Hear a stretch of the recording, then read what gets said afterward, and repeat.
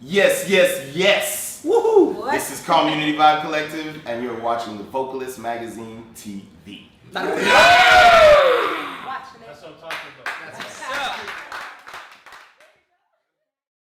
Hey, how you doing? My name is Malik Shahid, and we welcome you to Vocalist Mag TV. And today we're hanging out with the music collective Kalmunity. How you guys doing today? Good. Introductions, please. Introductions. So start with you. My name is Jason. I am the drummer and founder of the Kalmunity Vibe Collective. All right. My name is Sarah MK, and I'm a vocalist. Okay. Hi, my name is Shemiah Montola, and I'm a vocalist as well as dancer. My name is Monk E. I'm an alchimiophonist, aka a vocalist. Okay. Hi, my name is Micah. I'm a vocalist and a keyboard player. Okay. My name is Freddie V, full-time vocalist, part-time bass player. Okay, nice. Welcome to the show. Thanks for having me. Thank you. So I want to start with you, Jason, the founder of Kalmunity. Where did the whole idea come from for forming Kalmunity? I mean, it's something that took a while to brew. It was a lot of trial and error. Basically, I was in a group, and a group that was well rehearsed, and we did a lot of touring and stuff like that. And when I left that group, I kind of wanted to create something where all these musicians I met, we'd have a place to be able to get together and just express for the reason I think music was really made for, which is expressing the inexplicable, the soul, language of the soul. So that's pretty much why I came about it. Also, looking around at different shows in Montreal and instead of complaining about what's missing, kind of trying to create it. Okay. Yeah. Okay, nice. Now I know you guys have a second melting pot, a mix of different styles. I mean, you have R&B, you have soul, you have jazz, you have reggae, you have poetry. Why don't you tell us, how would you describe Kalmunity? Wow, Kalmunity is a language. Mm-hmm. It's a universal language which we use music as. So it attracts all kinds of people from all walks of life, and it's a place where we can actually come together and communicate on that level, whether you're French, English, Spanish, Creole, whatever it is.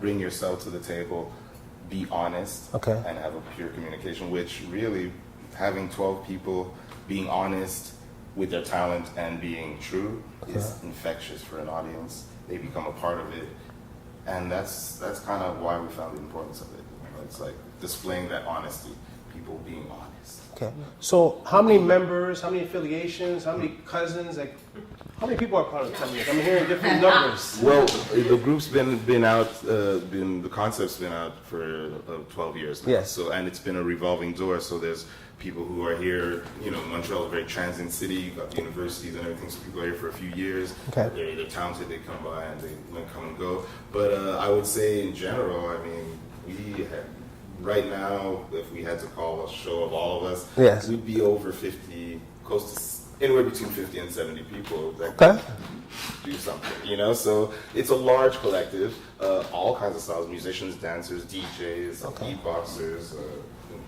painters, rappers, different forms of vocalists, you know, poetry, spoken word, dub poetry, all of the different, right? We don't discriminate. It's really an idealistic way of putting people from all different walks of life together and seeing what beauty comes in when we trust and communicate. Okay.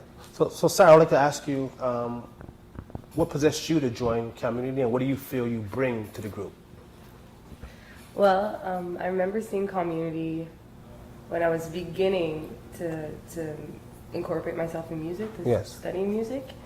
And I remember seeing Kalmunity at Sa-Roc Cafe and like being completely amazed and not understanding what was going on. Like, this is improv? No way, it can't be. How's everybody harmonizing? Somebody would start something and then the harmonies would come in, and I was just like completely blown away.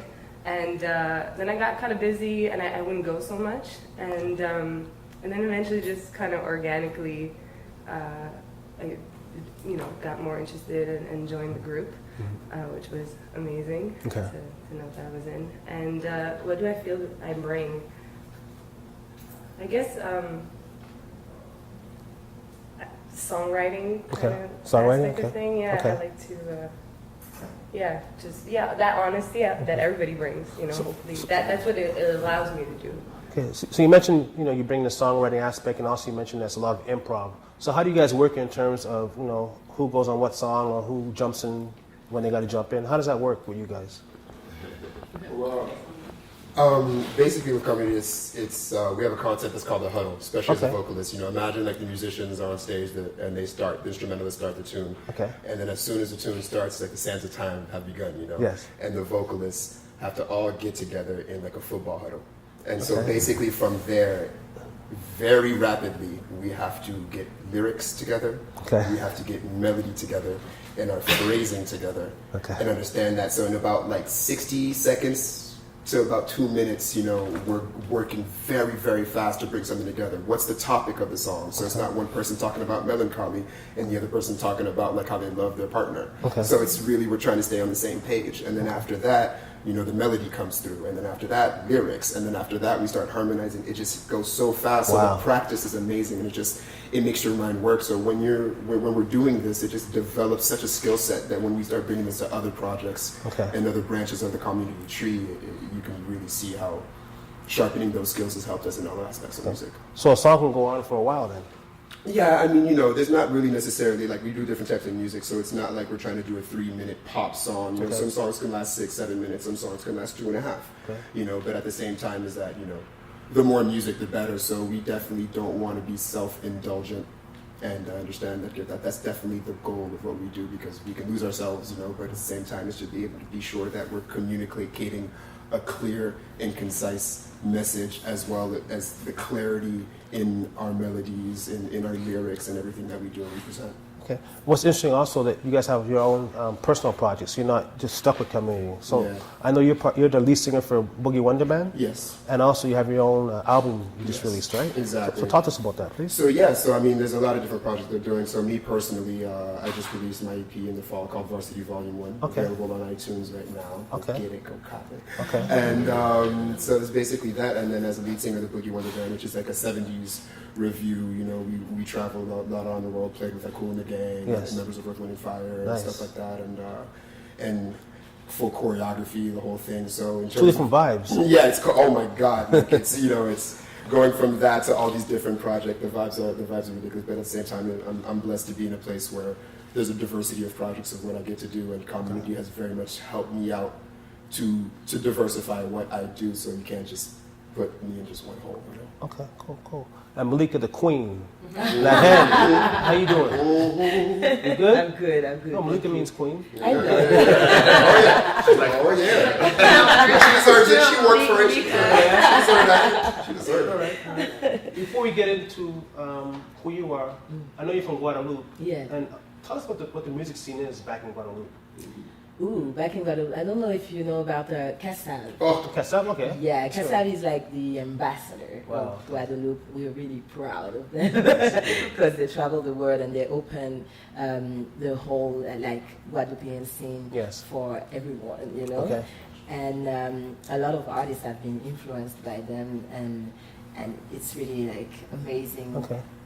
But tell the people explain to people the types of music that Kassav does. Kassav do zouk. Yes. Zouk, which is like a kind of a mix of local percussions and things like that, but mixed with music, mixed with chords. And it's like a dancing party environment. Okay. But then that zouk kind of changed a little bit and became more love zouk. So now it's more slow tempo, and you talk a lot about love and no violence.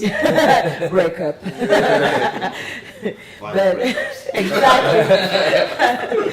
But the Goka, which is the more local and traditional music, is still alive a lot, and a lot of young artists are trying to mix it with hip hop and soul and R&B, and that's a little bit what I'm going to try to do, Okay, good for and you. I started with my album. Talk about your album, please. Talk about your album. Yeah, it came out in September. Okay. And it's a lot of it is in Creole. I would say 80%. Nice. A little bit of French and English also. Okay. But I really tried to collaborate with, for example, François Landrezo, which is a really big figure in Guadeloupe because he's part of Akio, which is another ambassador from Guadeloupe, but in a really roca mode, so traditional. So you're bringing your roots to the album. Yes, that was like I want to go a little bit more like towards that, you know. I wanna go back to my roots. And then also, talk to us about your Grammy connection. Oh my God, that was like the experience of my life. I met this group, this band called Snarky Peppy, and actually we opened for them with a band that is called Ground Food with Jason, and I met them over there. I saw them before, but we met like for this occasion, and they asked me like to come to New York and sing with them a few tunes at Rockwood musical. And I went there like a few times, and from there they decided to make an album called Family Dinner, where they would like choose the vocalists that they really liked, you know, and put them on an album. So they would bring their songs, and there would be like the house band of like many vocalists, and these vocalists included like Leila Hathaway and Dumby, Magda, Sheena Steele, like a lot of like crazy vocalists, and of course Snarky Puppy, like with their crazy musicianship. And so that album, the song that Leila Hathaway did, like won a Grammy in 2014. So that's why I'm like, it shined a little bit on me, you know, because it's the Grammy thing. You know? Okay, good for you, good for you. My man Monkey, you good on form? Très en forme, merci. Good. You just released an album, right? Yeah, I just did. I released an album called Esclavage, Exode et Renaissance, which is my 5th full LP, solo LP. Good for you, good. And then also I see you made sure to mix the graffiti on the cover. Yeah, always. Like thus far, I've kind of like produced or co-produced like 11 projects. Wow. And I never have my face on any of the projects. It's always like my paintings that are, because obviously my face has so limited information, no? While my painting carry a lot more weight and a lot more substance. So it's always been the idea to push the substance first and not the person behind the substance, you know? Can you compare doing paintings and writing music? Is there a comparison that you can do? Well, they complete each other in the sense that you speak to a different demography. Like obviously with my painting, it was earlier in my career when I became international because there's no barrier of language and even of generations. I try to speak to everyone. I always bring a universal message in my paintings and in my music also, but obviously because I rap in French and because it is the hip-hop style, it's limited to the people that are curious and magnetized towards that message and that style of message. So I do both for different occasions, you know, and everywhere I travel around the world, I always bring both with me. Even if it's an opportunity to do a big mural, I will still find myself a couple of shows to do in that area, and vice versa. If I'm called to do like to go do like a workshop on spoken word or do music shows, I will still find places to leave murals and leave my painting there. Okay, and then also you're the Canadian champion of End of the Week. For the past 3 years, I've been Canadian champion. Okay, good for you. Yeah, thank you. And you had mentioned that being part of community helped you. Definitely. Develop your freestyle. Basically, I've been freestyling since I've discovered hip hop. Real freestyle. You said what? Real freestyle. Yeah, real freestyle. You know, because people say freestyle, sometimes it's like putting a rehearsed verse over a random beat. That's not freestyle. But I do like improv freestyle. Nice. And I always been doing it, and I have kind of like a capacity to go on and on on that. Like the switch is on and off. But what I've learned in community, because I've been like following community for 9 years. It's been like maybe 2 years, 3 years that I'm actually a official member. But I've been always collaborating and featuring with them and coming to be inspired with people that I consider my big brothers, you know, people that have influenced me since I was in my early 20s to have charisma on stage and to be mature about that charisma also, to not just be wild out stuff, but to be like focused on certain objectives. And what I've really learned in my freestyle capacity with community is the capacity to structure my freestyle as a song. So to take my freestyle and not just have a random 120 bars, but into that to have chorus, bridge, but all in freestyle. So to be able to start with a 4-bar that would be a freestyle, but to repeat it and to even bring it back as a conclusion to my freestyle and to kind of like channel my freestyle in a more coherent structure. This is something that I've completely learned from Community. Wow. And is your album written lyrics or more freestyle? No, it is completely written lyrics. Okay. My album, I do a lot of, in my shows, it's both. Yes. Because I do believe that I have a special gift for being inspired on the moment. Yes. And that's what I bring to Community also. This was Community bring to me. So it's kind of like a really mutual relation. But in my show, I keep that alive. So that's what made me special also. If I do an hour concert, at least 15 minutes is out of improv, using elements from the crowd, using elements from the moment.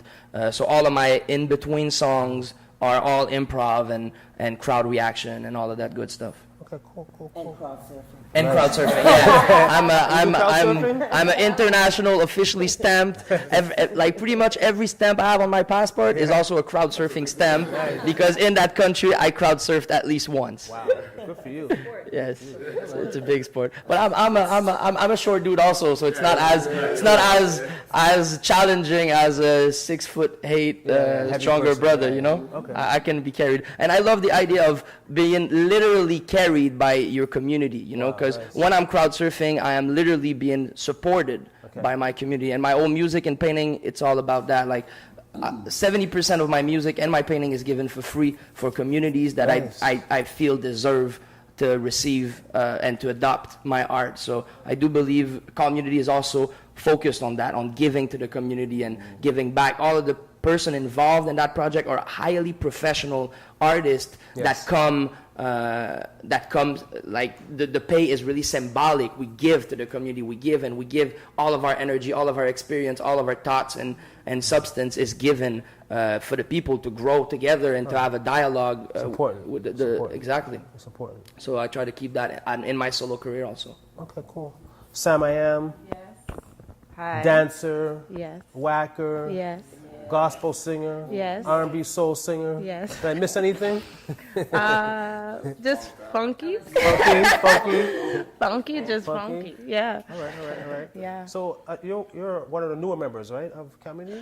Well, it's been a good 5 years. 5 years It's been already? a good 5 Okay. years, yeah. Okay. But I still feel very fresh and new. Every day is a new day, and definitely each Tuesday, because we don't always have the same vocalists or the same musicians, it's always a new fresh start. Okay. You know, so yeah. Okay. Talk to us about the KBC Tuesday projects. Well, as I said, every Tuesday we never know what's going to happen, because again, with the 50, 60 members, that is always interchanging. Basically, we're always on a new journey. But definitely, it always works out. You know what I mean? It always works out as usual. You know, like anything spontaneous, you know, we don't know where it's going to go, but we always know that it's always going to go back home, you know. And on Sundays it's more of a set band, right? You guys know it's less improv? No, it's always improv, and it's pretty much, I guess the same main members. Main members, okay. But at the same time, it's all improv. It's more instrumental as well. So definitely the song structure can just go to different parts and morph into another song. There's more of a freedom that way when there's not as much vocalists as well. In terms of the musicians have the lead to do what they want. But definitely Malika is there, if not most of the time, if not a few times, to basically represent for the vocalists and the ladies. Nice. I've also been asked to be part of it as well and just like vibe with them, but mainly the jazz projects on Sundays is really a haven for the musicians to take part and open up. Okay, and you have a personal EP you just released. Yes, it's called Made Her. My first project, all 6 tracks. Collaborated with Shashu. So if you know Shashu, the beat maker, he just recently got signed to Fool's Gold, which is A-Track's record label. Basically, it's a mix of African rhythm, R&B, soul, funk, definitely funky, with a bit of an edge also in hip-hop, because again, being that... Yay! Yay! Nice album cover. Yes, thank you. Yeah, Nick Brofkin, he drew that, and again, the idea what Monkey was saying, the idea of showing art and kind of an abstract view of yourself, that you're just the messenger, and the message is really the most important thing. That's really what's behind the art. But yeah, it's a mix, because again, I come from a mixed background of so many different genres of not only dance but music. Doing gospel for 6 years with the Jubilation Gospel Choir as well, and being in a trio, that definitely shaped myself as a singer.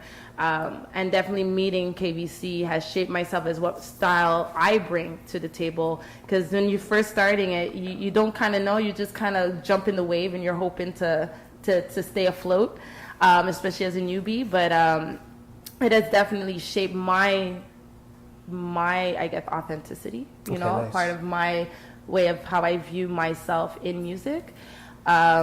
But yeah, I try to bring it, because again, hip hop still rules my life in some way, dancing, and I just won Bust a Move Hip Hop 2015 this year. So congratulations. So yeah, long time coming, and yeah, I'm still active. So in both ways, dance and music, but definitely music for sure.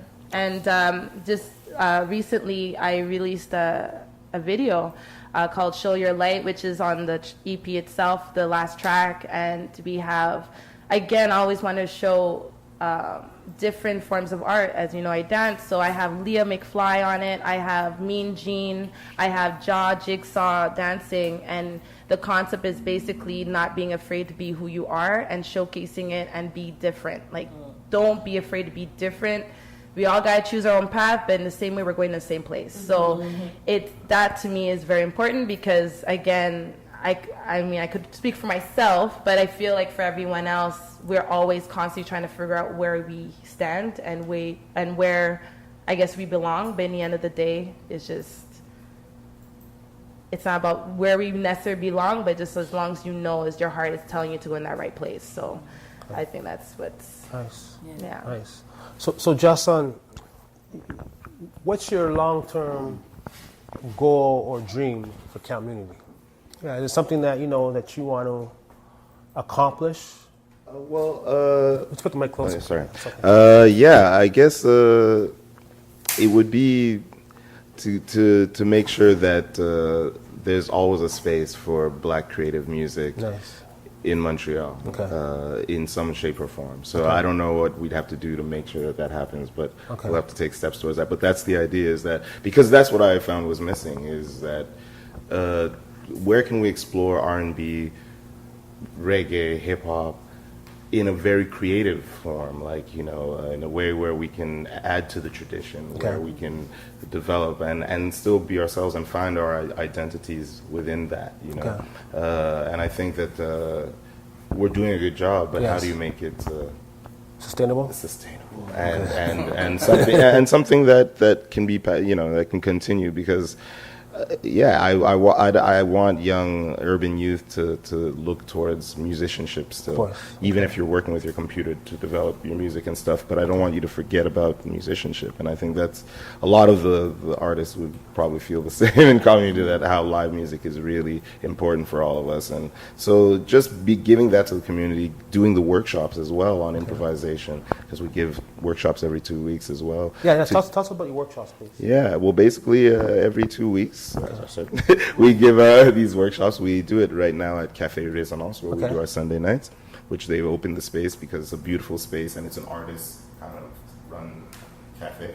So they're really open to the idea to have us there and to continue at least sharing. So it's a way that even if you can't participate with Kalmunity on stage, because not everybody can be on stage at the same time, it's a way for you to participate and understand the feeling of what we're doing. Because what we explain is how to play music with anyone, how to, it seems very basic, but not everyone can do that, on a just meet and have a conversation, because music is a conversation, just like we're having now. I didn't know what you were going to ask me, but I can still relate and we can still talk and have a full conversation on the same topic.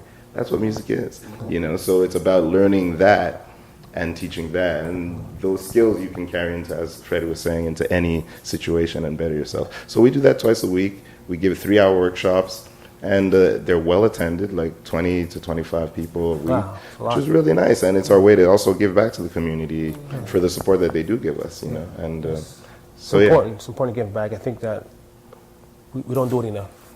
Indeed. Okay, well, I want to thank you guys for coming out. Respect, thank you.